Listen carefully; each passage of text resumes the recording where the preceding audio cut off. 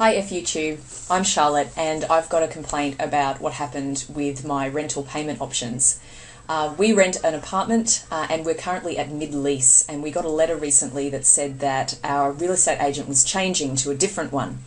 At the moment we pay our rent by a direct deposit that I manage through net banking. It attracts no fees because I manage it myself and I have complete control over when the money leaves my account and where it goes. We received advice that we would be changing to a different real estate agent, and only one option was presented in the letter, and it actually says we offer you the following payment option, singular, rental rewards, and the rental rewards form came with the letter. All payments associated with rental rewards incur a fee, which for a credit card can be up to 1.76%, which for our rent would be around about $14 every fortnight, which is not insubstantial.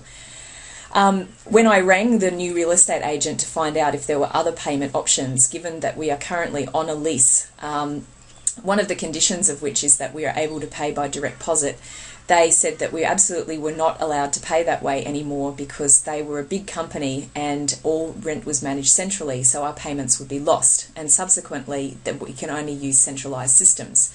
There is an option for us to pay the rent through a method that doesn't incur a fee, but it requires me to give my bank details to an external party and have them manage the transfers instead of me having control of it.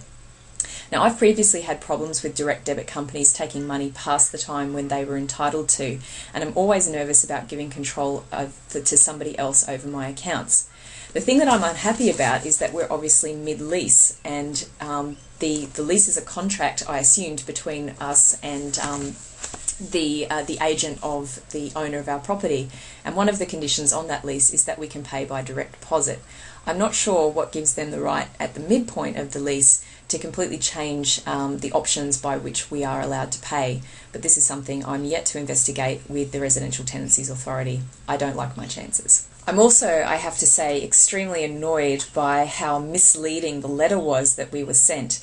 given that it implied that there was only one option for us to pay our rent and that all of those options included fees. This, of course, wasn't the case when I actually rang the agent, and when I pointed out to them that the letter seemed quite misleading, they basically sidestepped around it and said that a different person in the company, the director, had sent the letter. I asked that feedback be given directly to the director about this problem with the letter, and I also let our current real estate agent know because I assume I'm not the only tenant that will be making a comment on this.